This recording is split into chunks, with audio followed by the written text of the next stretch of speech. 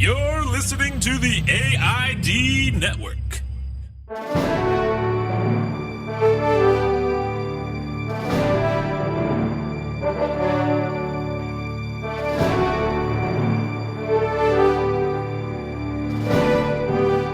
Hey friends, welcome to another sample of Adventures in Design Freedom Week. Today you're going to hear from episode 3 with Derrick Castle. You can find him online at Straw Castle. Derrick is a very talented illustrator and designer, and his full-time job has given him the freedom to explore his talents and potential in a way that full-time freelance probably wouldn't have afforded him over the last nearly 2 decades. To hear the entire Freedom Week collection, visit aidpodcast.com. To hear all 5 episodes, 10 interviews, 50 questions answered about freelance. Here's Derrick Castle from episode 3 of Freedom Week on Adventures in Design podcast.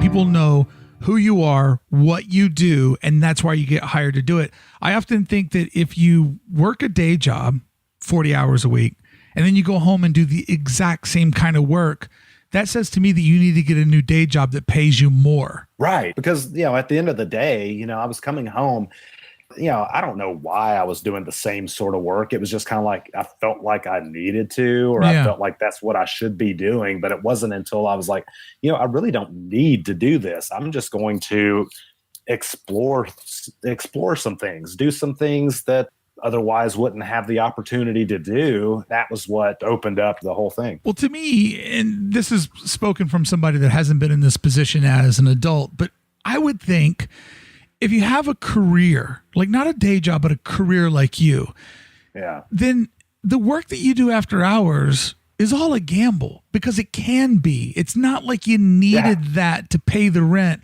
or to keep, the kids in school. Like, it was all a gamble. So why not gamble big to see if you can win?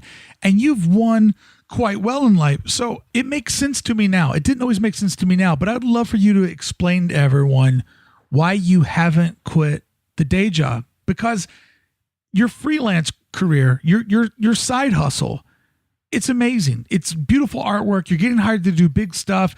You've got a web store full of amazing products. Like, you couldn't be more successful as a freelance designer creating their own brand, but yet you keep the day job. And it took a little while for me to catch up with you, because, I'm a slow adult, but it does make sense to me, because you've been able to afford the riches to build the freelance in a truly free way. I think, you hit on it just a little bit. I will say, for the longest time, part of it has just been, I like the company that I've worked with. They're very competitive in their pay for sure. I've enjoyed the people. You were sort of mentioning I can take the chances to gamble because I have nothing to lose, where if I quit the day job and I'm focusing 100% freelance, then I have everything to lose. Yes. That makes me a little bit nervous, but I will say that I'm probably, at least in my mindset, closer than I ever have been to wanting to let go of the day job, because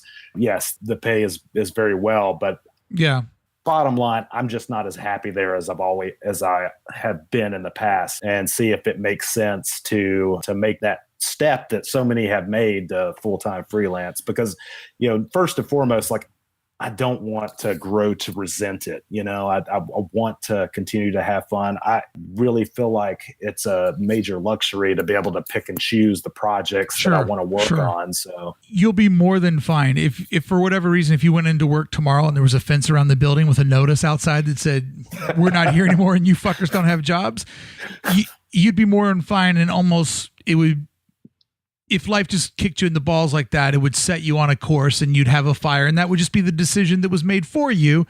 And you'd be fine, and you'd be able to handle it, because you have had 8 years of sort of making safe bets, because it wasn't so crucial. And at this moment, your freelance career is just exploding. Think about the work that you've had to say no to, or how you've had to scale back on things. I mean, it wouldn't be that case if you were able to give a full 60 hours to what you've been giving a full 24 or 30 on top of already somebody else. Oh, absolutely. Yeah. I mean, I absolutely believe that. And it's, and I almost, I mean, it would be a blessing in disguise to kind of to go into work tomorrow and they're like, okay, guys, we are downscaling and we no longer need you. Like, part of it would be like, oh man, well, I don't have that security blanket anymore. But part of it would be like, man, this is actually a pretty exciting prospect for tomorrow. So part of me would be like, sweet, 6 months of unemployment. You're like, come on, bad economy, I'm ready for you. By the time you probably pull the trigger, that would be a 20-year lead up to get to this moment. And that's why I love having these conversations, because it's really easy for somebody that has a full-time day job looking at your Instagram and go, this guy can do it, why can't I? And then feeling like a failure that they can't get there in 20 days, 20 months that you've got to in basically a 20-year run, which is crazy when you think about how much time you've put into all this to get to this moment to where it literally could be very easy for you to transition over to doing this full time. Yeah. And I will say, I mean, some of the earlier freelance stuff that I worked on was not that glamorous. I mean, like, of course, there was a lot of stuff that I did that I really didn't want to do. There was a lot of stuff that I did, kind of doing the Live Nation stuff. I think every freelance illustrator goes through that, where they're doing stuff for bands. They think it's amazing at the moment. You're sort of anonymous in that whole process, and they're not really hiring you because of your particular style so much. It's just like, hey, this is a up and coming illustrator that has some chops. We could basically exploit them and pay them virtually no money. This guy seems good, available, young, and dumb. So let's offer him $200 to make a design where we're going to make $200 the first 15 minutes of the first day of tour, and then sell that design for the next 30 dates, and then license it to Hot Topic when the tour is over with. So, by the way, did we say 200? We meant 150. Yeah.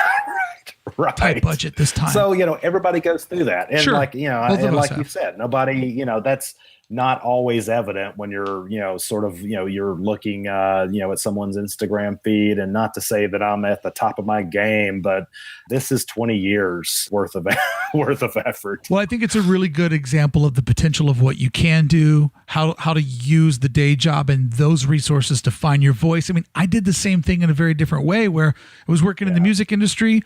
I knew the writing was on the wall, and I was making really, really good money.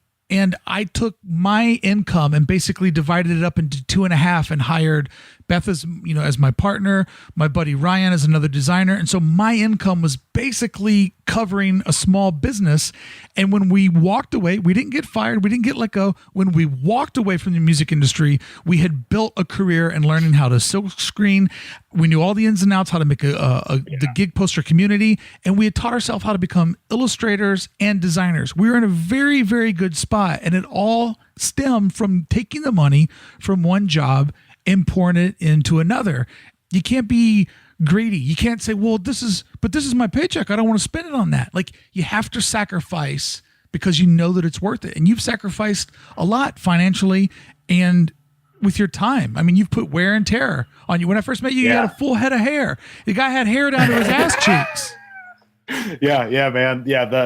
For sure, the sacrifice has been time, and luckily I've got a very supportive family that just sort of supports what I'm trying to do. And me and you have been talking about this for 4 years. Like, what are you doing? Why are you still there? You could do so much. It makes sense though. It was a different economy and it was a different time. And as I've seen, part of the reason why I wanted to do Freedom Week is I just see freelancing is really hard and it doesn't get easier. It gets more difficult every 6 to 18 months because the rules are constantly changing and evolving with the times. And I wanted to give people look, here's 50 different pieces of data for you to sort of navigate the waters better on your own. And I also wanted more subscribers.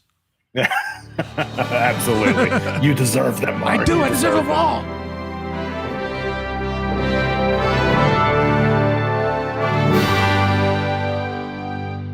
Thank you for listening. To hear more from Freedom Week, make sure you visit aidpodcast.com to hear all 5 episodes, 10 guests, 50 questions answered about freelance. That and 800 other episodes are available at aidpodcast.com. Thank you for listening.